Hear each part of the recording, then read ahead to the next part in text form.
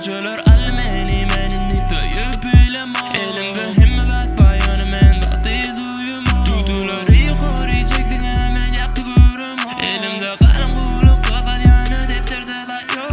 Men giden açana çok benten yazanda. Men özüm dir duyan gece kara basanda. Adamla küfüzü keryon uşun adı fazanda. Men gezelim şu katlar temeydir manzarında.